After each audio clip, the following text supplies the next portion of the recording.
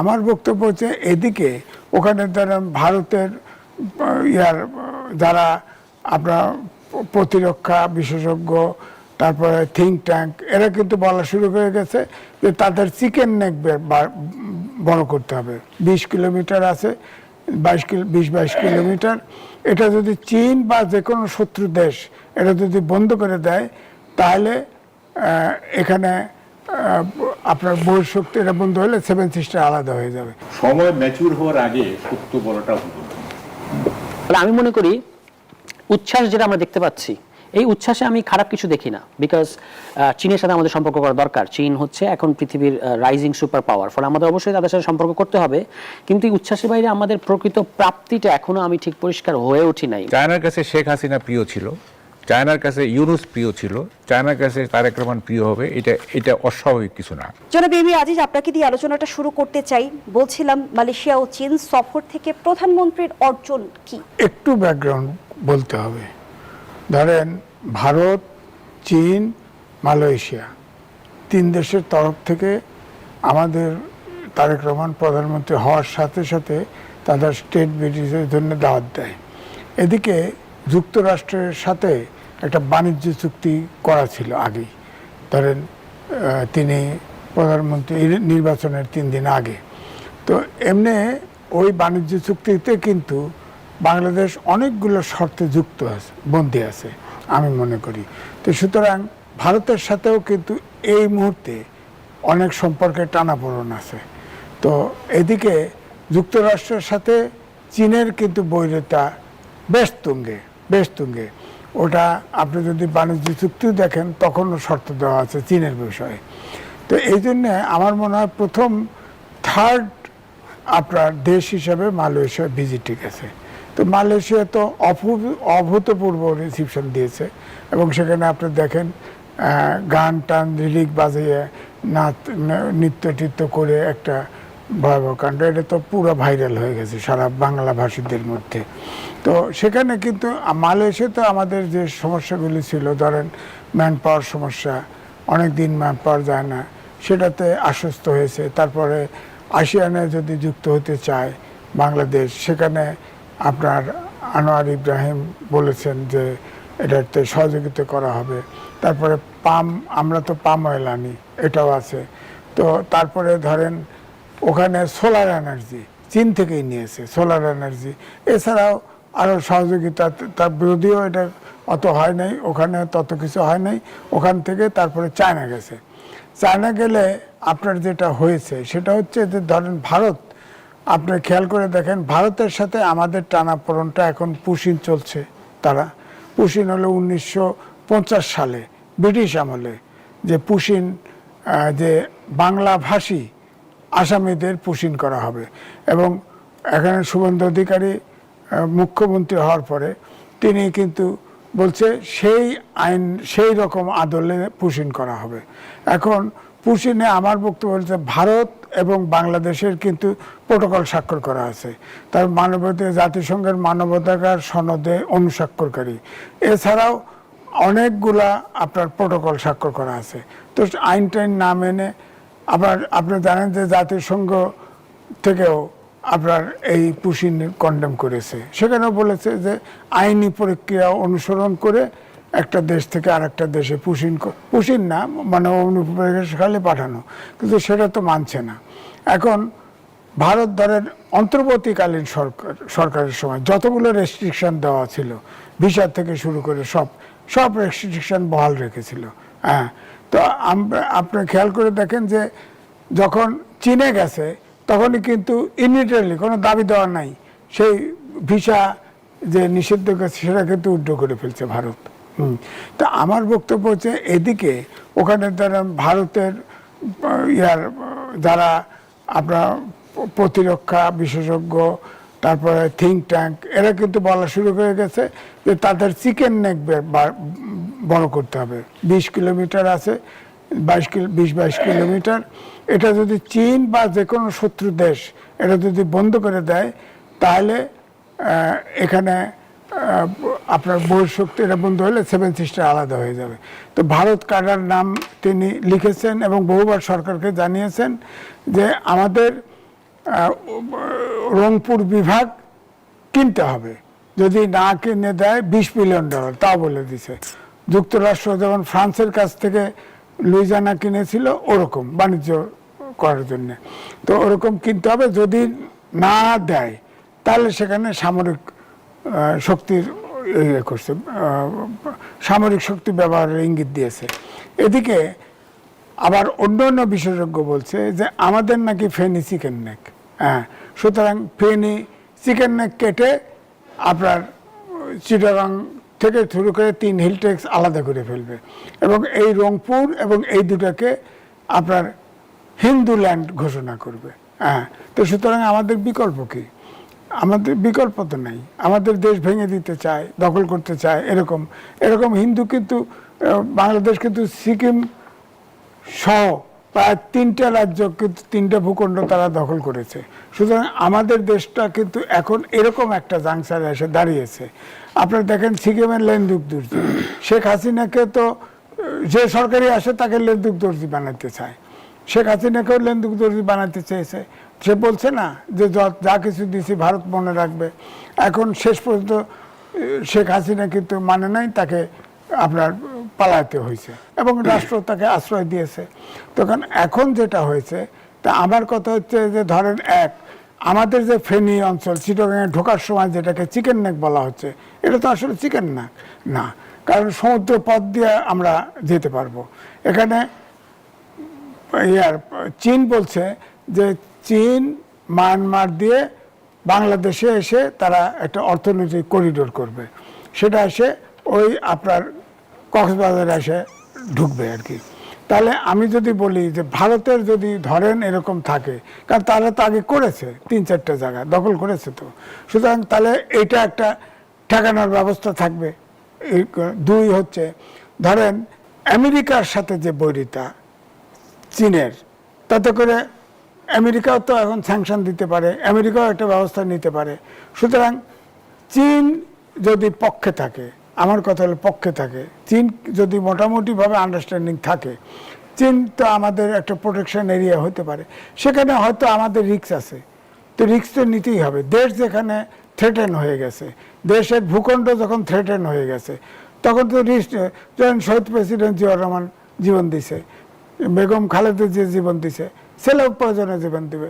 আমি তো মনে করি এটা কারেক্ট, আমাদের বিকল্প নাই, বিকল্প নাই। ধরেন তিস্তা আর একটা বলি, তিস্তা আপনার তিস্তা ব্যারেজ করতেছে, ধরেন এটা মহাপরিকল্পনা। তিস্তা ব্যারেজ করলে তো তারা এই যে আন্তর্জাতিক নদীগুলোর যে পানি আটকায় দেয়, সেটা তো আর জুত হবে না। তিস্তা ব্যারেজ দিয়ে, মহা ব্যারেজ দিয়ে এটাকে আটকাই দিবে।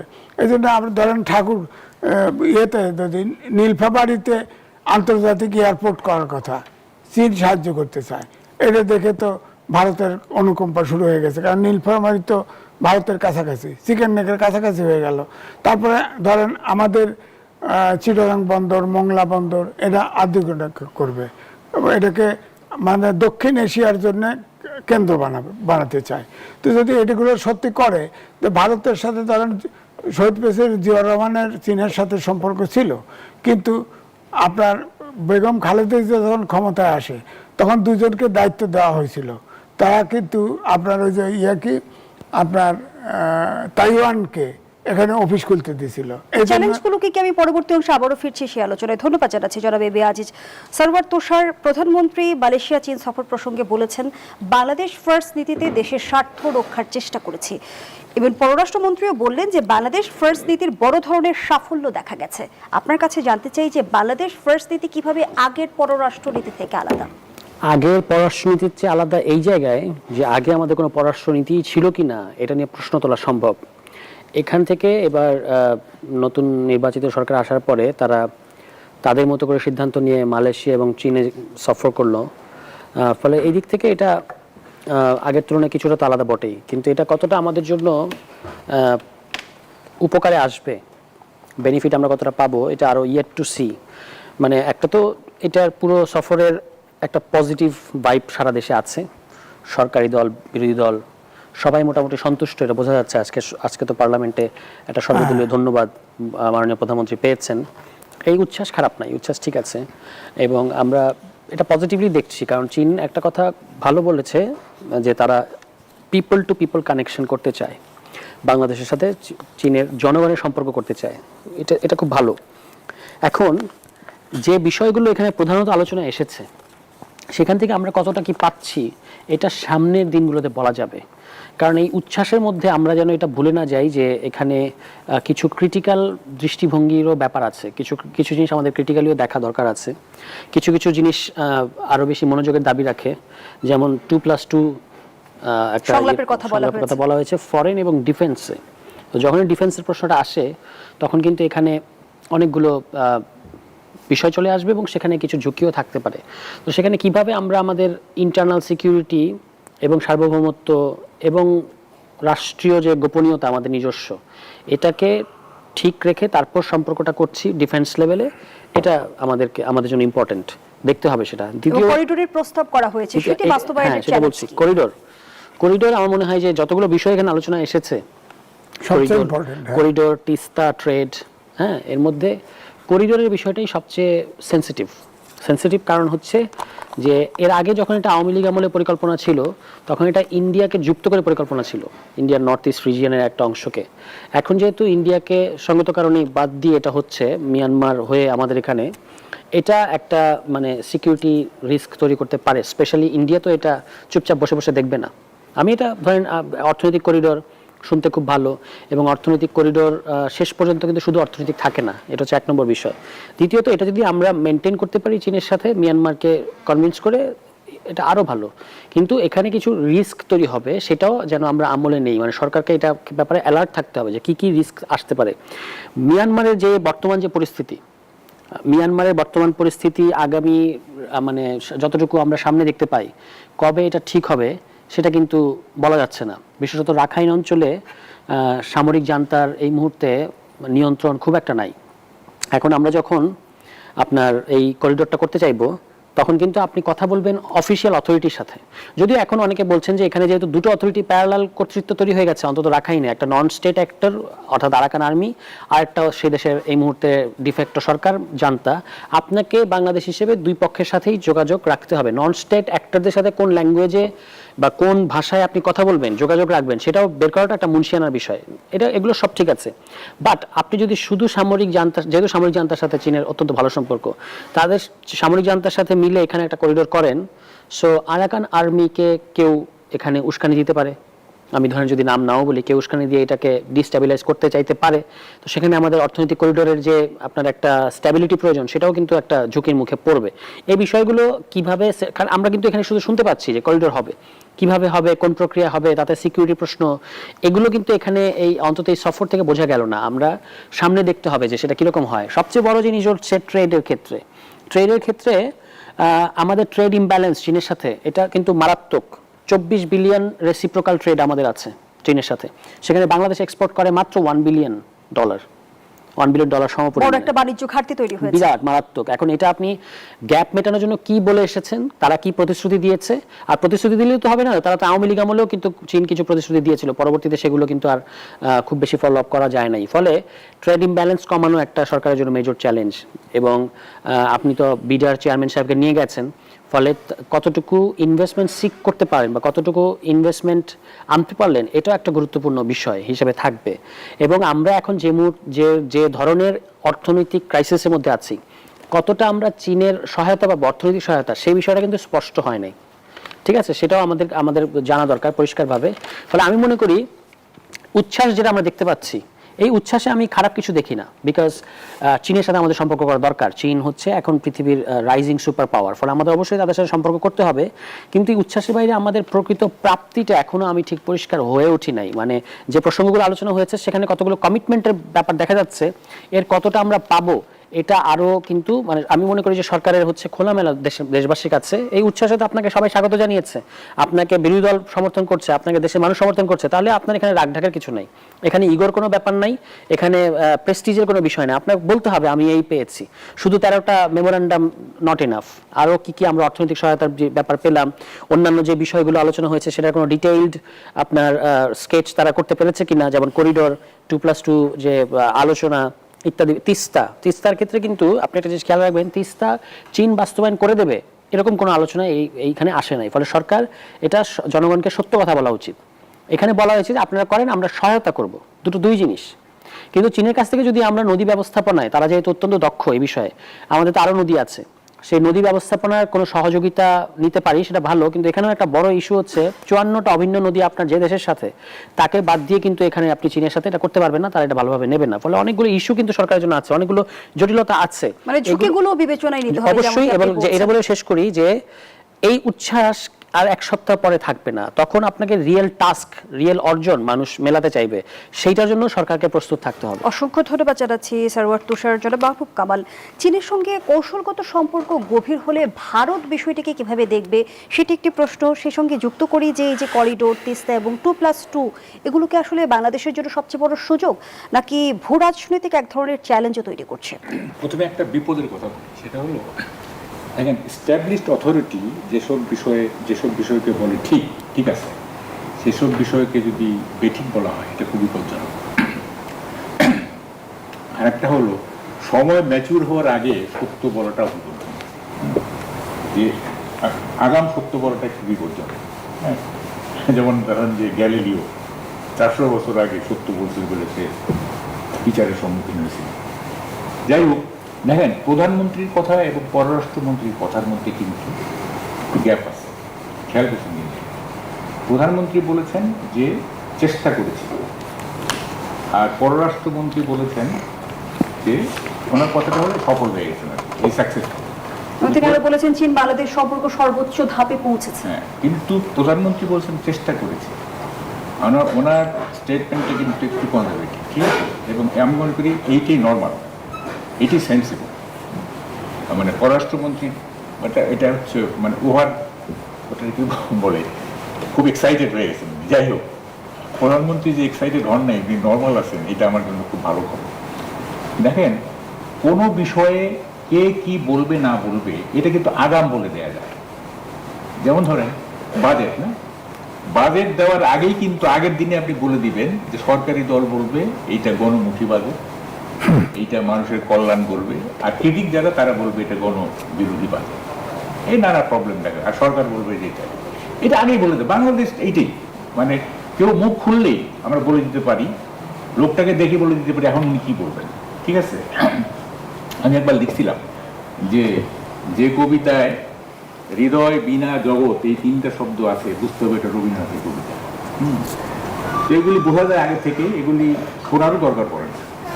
দেখেন, প্রধানমন্ত্রী কেন ইন্ডিয়ায় না গিয়ে এই ইয়েটা কি হওয়া উচিত ছিল, যেহেতু ইন্ডিয়া হচ্ছে আমাদের একেবারেই নেইবারিং এবং ইন্ডিয়ার সাথে অনেক ঝামেলা আছে, ওখানে না গিয়ে উনি কেন মালয়েশিয়া এবং চীনে, এটা একটু প্রশ্ন, তাই না? কারণগুলি কি হতে পারে? একটা হতে পারে যে বর্তমান সরকার পররাষ্ট্রনীতিকে পুনর্গঠন করতে চাচ্ছে, এটা একটা হতে পারে। দ্বিতীয় হইতে পারে যে এই সরকার মানে একক কোনো পরাশক্তি বা আঞ্চলিক শক্তির উপর নির্ভরশীল হতে চাচ্ছে না। 3 নম্বর হইতে পারে ইন্ডিয়াকে একটু ভয় দেখানো, গেলাম না তোমার এখানে। 4 নম্বর হইতে পারে এটা একটা জনতুষ্টিমূলক সিদ্ধান্ত, যে এদেশের মানুষ যেহেতু by and large anti Indian, সেহেতু এই জনগোষ্ঠীকে সন্তুষ্ট করা, এটা একটা হতে পারে।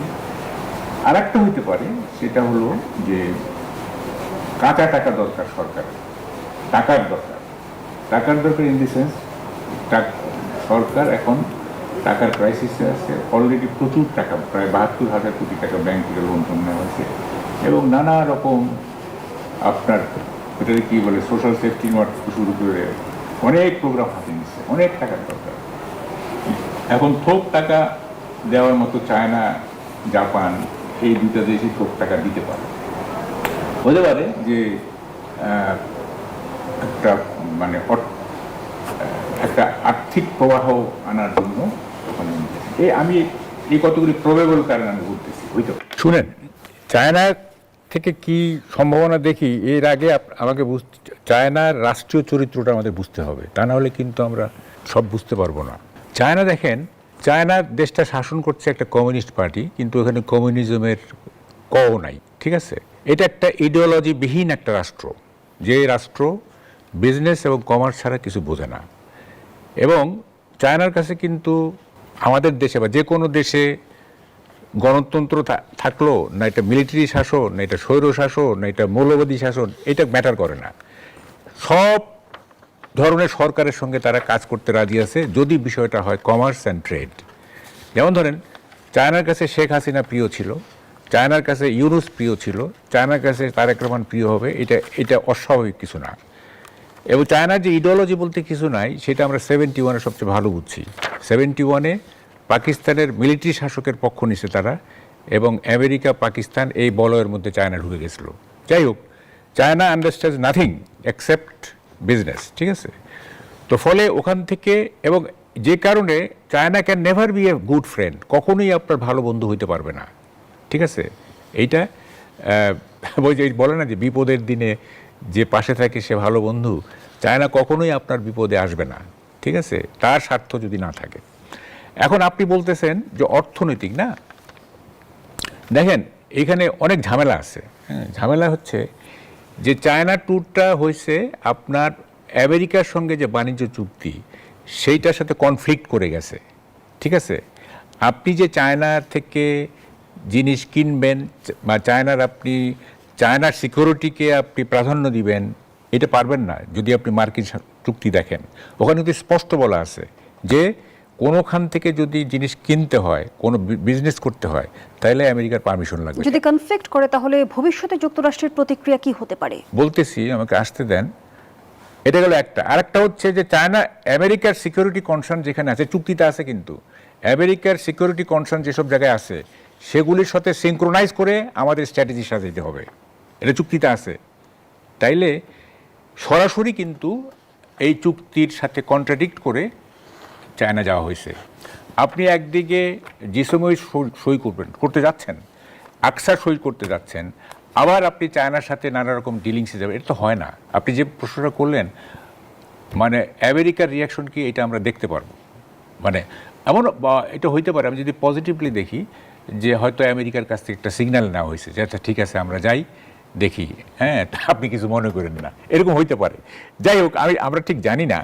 তবে একটা জিনিস আমাদের বুঝতে হবে যে চায়না যেহেতু মিলিটারি স্ট্রেংথ আমেরিকার সঙ্গে পারবে না, কখনোই পারবে না, সেহেতু চায়না ইকোনমিক ইম্পেরিয়ালিস্ট হতে চাচ্ছে, অর্থনৈতিক সাম্রাজ্যবাদী। তাদের অর্থনীতিটাকে তারা এমন এক জায়গায় নিয়ে যেতে চাচ্ছে, অলরেডি গেছে, তারা অ্যাচিভ করছে অনেক কিছু, যাতে তারা ওই আমেরিকার যে মিলিটারি ইম্পেরিয়ালিজম তার বিপরীতে ইকোনমিক ইম্পেরিয়ালিজম হিসেবে তারা একটা কি বলে যে একটা দিতে পারে, মানে থ্রেট হইতে পারে আমেরিকার জন্য। ফলে সে তার মতো করে সব কিছু সাজাবে, গেল এক। 2 নম্বর হচ্ছে, দেখেন আমরা কিন্তু কংক্রিট কিছু পাইনি এখনো এই যে এই দুইটা ট্রিপে। হ্যাঁ, দুইটা ট্রিপে ম্যাক্সিমাম হয়েছে MOU, মেমোরেন্ডাম অফ আন্ডারস্ট্যান্ডিং, সমঝোতা স্বাক্ষর কিন্তু কিছু মিন করে না, ঠিক আছে? কিন্তু এবারে আমরা দেখলাম যে বাংলাদেশ প্রথম কোনো দেশের সাথে পররাষ্ট্র এবং প্রতিরক্ষা খাতে 2+2 কৌশলগত সংলাপ চালুর বিষয়ে একমত হয়েছে। সেই জায়গা থেকে যদি প্রশ্ন রাখি, এটি কি ধরনের প্রভাব ফেলতে পারে ভবিষ্যতে? হ্যাঁ, আমি তো বললাম যে চায়নার সাথে যখন আপনি কোনো বিষয়ে ডিল করতেছেন, এইটার ইফেক্ট হিসাবে আপনার ইন্ডিয়া এটাকে কীভাবে দেখছে, আমেরিকা কীভাবে দেখছে, সেটা আপনাকে you have to take into account. যেমন ধরেন, এই যে তিস্তার ব্যাপারে যে কোনো হয় নাই না, কোনো সলিড কিছু হয় নাই, এইটা কিন্তু সাপে বর হয়েছে আমি মনে করি। তিস্তা যদি চায়নাকে দিয়ে দেওয়া হয়, তাইলে এইটার এই ইন্ডিয়া থেকে যে ল্যাটারাল প্রেশার আসবে, সেইটাও কিন্তু আমাদের বিবেচনায় নিতে হবে। ইন্ডিয়া তো এখন ইরিটেট করে, তাই না, আমাদের উত্তক্ত করে নানাভাবে, এই বর্ডার কিলিং, ধরেন পুশিন মুক্তমুখ এই সেই। কিন্তু তিস্তা যদি চায়নাকে দিয়ে দেওয়া হয়, তাহলে কিন্তু ইন্ডিয়া কিন্তু ইরিটেশনের উপরে উঠে এক ধরনের অ্যাগ্রেসিভ হয়ে যেতে পারে। হ্যাঁ, ফলে এই জিনিসগুলো তো মাথায় রাখতে হবে, তাই না?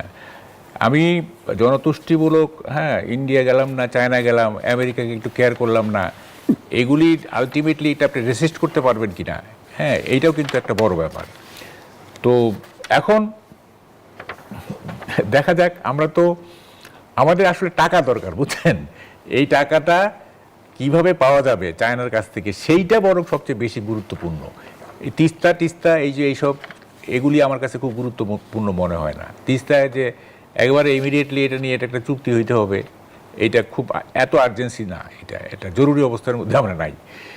তো আমাদের দরকার হচ্ছে টাকা, এবং আমাদের যে এখনকার যে ইকোনমি, আমাদের ইকোনমি কিন্তু ভালো না। আপনি কি বলে যে ওই যে বললাম না যে স্ট্যাবলিশ অথরিটি যেসব বিষয়কে ঠিক বলে সেগুলিকে বেঠিক বলা খুব বিপজ্জনক। এই জন্য মুখ থেকে কথা বেরই হয় না।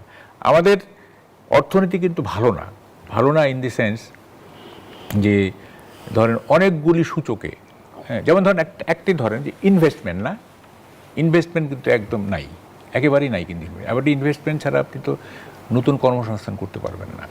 তারপরে এখনকার যে শিল্প কারখানাগুলো আছে, অনেক আপনার গার্মেন্টস ইন্ডাস্ট্রি কিন্তু বন্ধ হয়ে যাচ্ছে। অনেক ইন্ডাস্ট্রি, গার্মেন্টস না, অন্যান্য মোর দেন 500 ইন্ডাস্ট্রি আপনার রেডি হয়ে বসে আছে, গ্যাস পাচ্ছে না, এবং তাদেরকে ঋণের টাকা শোধ করতে হচ্ছে। আমাদের ইনফ্লেশন রেট আপনার ডাবল ডিজিটের কাছাকাছি, যদিও আমি বললাম তো এই বাজেটটা হাইলি অ্যাম্বিশাস, বলা হচ্ছে যে 7.5% নিয়ে আসবে ইনফ্লেশন। কী হবে না হবে এটা এটা কোয়েশ্চেনেবল এগুলি আর কি।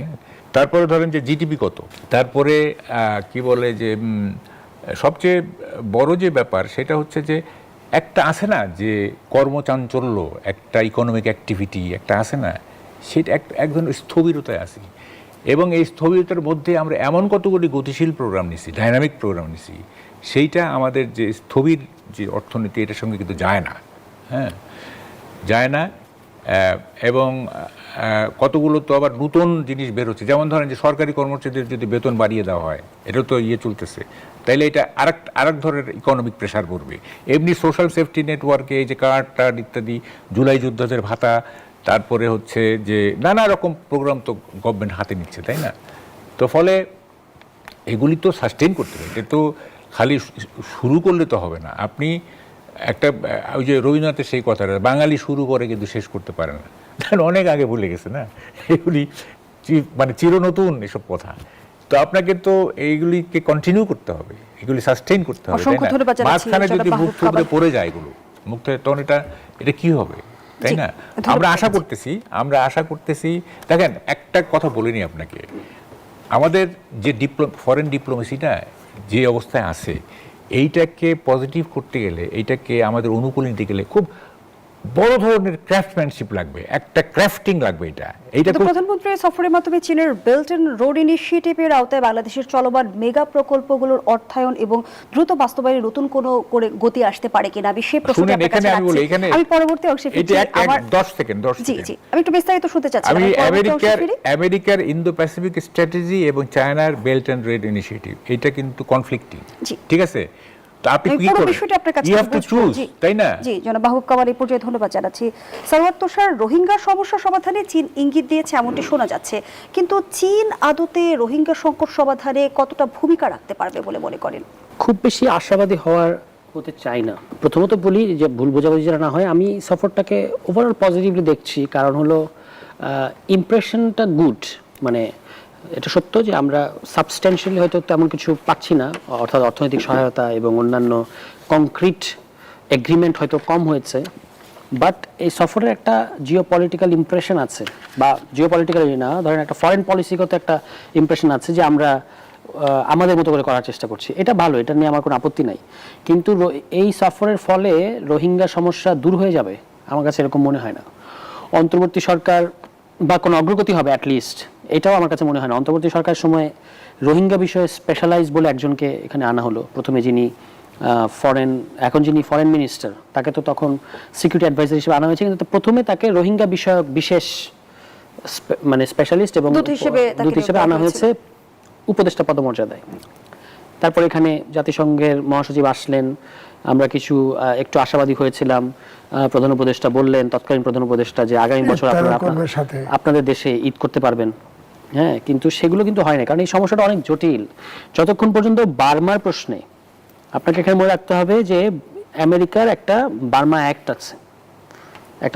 আছে, ফলে এখানে আমেরিকার একটা স্টেক হোল্ডার কিংবা প্লেয়ার যাই বলি না কেন, পাশাপাশি ইন্ডিয়া আছে, চীন তো আছেই, এবং মায়ানমারের পরিস্থিতিটা শেষ পর্যন্ত কোন দিকে যায়, পুরো মায়ানমারের কথা বাদ, আরাকানের পরিস্থিতিটা শেষ পর্যন্ত কোন দিকে যায়, এটা সেটেল হওয়ার আগ পর্যন্ত আমার কাছে মনে হয় না যে রোহিঙ্গা প্রশ্নের সমাধান হচ্ছে। কেন? এটা দেখেন একটা গুরুত্বপূর্ণ ইন্ডিকেটর আছে। এগুলো হচ্ছে কি আমাদের মনোযোগটা একদিকে ঘুরিয়ে দেওয়ার চেষ্টা, এটা আমার কাছে খুব খারাপ মনে হয়। মানে সরকারও এই কাজটা করতে চাচ্ছে, যে সার্বিক দিকটাই আপনার বলা উচিত। জাতিসংঘ কিছুদিন আগে জমি চাইলো রোহিঙ্গাদের জন্য, বাংলাদেশ বললো যে না, এটা আমরা দিতে পারবো না। জমি কেন চাইলো? জমি চেয়েছে, তার মানে হচ্ছে যে জাতিসংঘ খুব ভালো করে জানে যে এটার ইনফোর্সেবল ফিউচার কোনো সমাধান আপাতত নাই, বাংলাদেশেই তাদেরকে আরও থাকতে হবে। এটাই তো, আর তো কি, আর কি। ফলে রোহিঙ্গার ব্যাপারটা সমাধান করতে পারবে, বরং এখানে মালয়েশিয়া এবং চীন সহ আরও যে সমস্ত রাষ্ট্র আছে তাদেরকে নিয়ে যদি কিছু রোহিঙ্গাদেরকে বিভিন্ন দেশে, কারণ এই বার্ডেনটা আমরা, মানে সরি যে এইভাবে বলতে হচ্ছে, কারণ আমরা যখন রোহিঙ্গারা এখানে আসে 17 সালে, আমরা কিন্তু সমর্থন করেছি, বাংলাদেশের মানুষ সমর্থন করেছে, এই কারণেই শেখ হাসিনা একটা পর্যায়ে বাধ্য হয়েছিলেন। কিন্তু মানে আমরা কেন এটার একা ঘাঁটিটা টানবো? এটা আমরাই সমস্যা তৈরি করিনি, কিন্তু এই সমস্যাটা সাফারার হচ্ছে আমরা। ফলে এই মানুষদের মর্যাদাপূর্ণ জীবনের ব্যাপার আছে এবং তাদেরকে একটা নিরাপদ জীবন দিতে হবে। এখন আপনি ওইখানে তাদের ওই আরাকান আর্মির, মানে যারা কিনা ধরেন যদি আজকে আরাকান আরাকান যদি আজকে মিয়ানমার থেকে আলাদা হয়ে যায়, তাহলে যারা দায়িত্ব পাবে তাদের দৃষ্টিভঙ্গি রোহিঙ্গাদের ব্যাপারে অত্যন্ত বর্ণবাদী, কোনো কোনো ক্ষেত্রে জান্তাদের চেয়ে ভয়ানক। তারা মানে মেরে ফেলবে, এরকম টাইপ, মানে সাথে সাথে মেরে ফেলবে, এবং রোহিঙ্গা শব্দটা তো স্বীকার করে না। এখন ধরেন সরকার যে আমাদেরকে এত কথা বলছে, সরকার এটা আমাদের সামনে খোলাসা করুক, সত্য কথাটা বলুক যে ওখানে রোহিঙ্গা শব্দটা তারা উচ্চারণ করতে পেরেছে কিনা চীনে। আমার ধারণা পারে নাই, বিকজ তারা মিয়ানমার যেভাবে দেখে এটাকে মিয়ানমারের ইয়ে হিসেবে, মানে সিটিজেন হিসেবে। রোহিঙ্গা সংকট সমাধান পুরোপুরি মিয়ানমারের উপর নির্ভর করছে। অবশ্যই মিয়ানমার, আপনি যে দেশে তাদেরকে পাঠাতে যাচ্ছেন তাদেরকে বাদ দিয়ে এটা কিভাবে করবেন, এবং সেই দেশের পরিস্থিতি ঠিক করা ছাড়া বা একটা মোটামুটি একটা আপগ্রেডেশন ছাড়া আপনি কিভাবে সেখানে, মানে আশাবাদী হতে সমস্যা নেই, আমরা চাই যে তারা তাদের দেশে চলে যাক, কিন্তু তাদেরকে আপনার নিরাপত্তা সহকারে পাঠাতে হবে। এর আগে কিন্তু করিডোরের কথা এসেছিল, এখন যেমন চীন থেকে করিডোরের কথা আসছে, তখন কিন্তু বাংলাদেশ টু মিয়ানমার হিউম্যানিটেরিয়ান করিডোরের কথা এসেছিল। তখন দেশের মধ্যে এটা নিয়ে অনেক কথা, খোদ বিএনপি এর ব্যাপক বিরোধিতা করেছিল তখন। হ্যাঁ, ফলে এই জিনিসগুলো শুনতে খুব সুন্দর, কিন্তু বাস্তবতা এখানকার জিও পলিটিক্যাল সিনারিও অত্যন্ত আলাদা। আপনি একটা জিনিস বলি, সেটা হচ্ছে যে এই আরাকান আর্মি আপনার ট্রলার আটকে রাখে, কয়েকদিন পরে হরমুজ প্রণালীর মতো এখানে টোল চাইতে পারে। এই পরিস্থিতিতে আপনি কিভাবে রোহিঙ্গা সমস্যা সমাধান করবে? আমি খুব একটা আশাবাদী নেই বিষয়ে। ধন্যবাদ জানাচ্ছি। এছাড়া বেবি আজিজ, তিস্তা মহাপরিকল্পনায় চীনের সহযোগিতাকে ভারত কিভাবে দেখবে, বাংলাদেশ কিভাবে সামনের দিনে আসলে ভারসাম্য বজায় রাখবে? খারাপভাবে দেখবে, সহজ কথা, খারাপভাবে দেখবে। এটা চ্যালেঞ্জ করেই করা হচ্ছে, তাছাড়া উপায় কি? ভারতকে চ্যালেঞ্জ করার সক্ষমতা রয়েছে কি? তিস্তা এগ্রিমেন্ট দি হিন্দুস রিপোর্ট করেছে, সেখানে বলেছে যে অমীমাংসিত বিষয়গুলোর সমাধান করতে হবে। আপনারা অন্তর্বর্তীকালীন সরকারের যেসব রেস্ট্রিকশন ছিল সেগুলো বহাল রাখছেন, পুশিন খেলা করতেছেন, এই ভাষায় বলছে। আপনারা তিস্তা গঙ্গার চুক্তি করেন না কেন? গঙ্গা চুক্তির মেয়াদ শেষ হতে যাচ্ছে বছরের ডিসেম্বরে, করেন না। তারপর বাণিজ্য এগুলো রেস্ট্রিকশন গুলো, এগুলো প্রত্যাহার করেন না কেন? এগুলো তো তাদের পত্রিকাই বলছে। তো আমার বক্তব্য হচ্ছে, ধরেন তিস্তা ব্যারেজ মহাপরিকল্পনা করলেন না, কি করবেন? প্রশ্ন হলে আমি করব না, এটা উত্তর দিলাম। করবোটা কি? কারণ ভারত তো এখন আগ্রাসী হয়ে উঠছে, কারণ আগেও অনেক ভূখণ্ড দখল করছে, তারা দখলের প্রবণতা আসছে। সুতরাং এটা তো রেজিস্ট করতে হবে, কোনো না কোনো উপায়ে চেষ্টা তো করতে হবে। যেমন সারাল তুষার বলছে যে আমাদের হ্যাঁ বুঝতে হবে, দেখতে হবে, হ্যাঁ সত্য, কারণ অনেক কিছুই তো আলোচনা হয়েছে। যেমন রোহিঙ্গা ব্যাপারে কথা হয়েছে, এগ্রিমেন্ট হয়নি। চীন বলেছে যে রোহিঙ্গার বিষয়টা মেডিয়েট করতে পারবে উভয় পক্ষে। তাদের আরাকানিদের সাথেও খাতির আছে, আবার মায়ানমারের জান্তার সাথেও খাতির আছে। কিন্তু মায়ানমার একটা পিকুলার দেশ, বহু জাতির দেশ, একটা এগ্রি করাবে না আর একটা এগ্রি করবে না। এখানে তো সমস্যা আছে। এদিকে ওই যেটা সারা তুষের কয়ে ফেলছে, এটা সব বার্মা অ্যাক্ট আছে। বার্মা অ্যাক্ট মানে বুঝছেন, ওই অঞ্চল দিয়ে আরেকটা রাষ্ট্র করা, বার্মা অ্যাক্ট আছে। সেখানে তো আরাকানিরা যোদ্ধারা তো ওদের ভিতরে থাকতে পারে। তো ফাইনালি চীনের কথা শুনবে এমন তো নিশ্চয়তা নাই। এই জন্য আমি বলছি সব কিছু 3 মাস অপেক্ষা করতে হবে। তবে আমি একটা কথা বলি যে সব হার বেসিসে হওয়া উচিত। চীনের লোন নেওয়া কিন্তু আমার কাছে মনে হয় আমরা ফেসে যাব।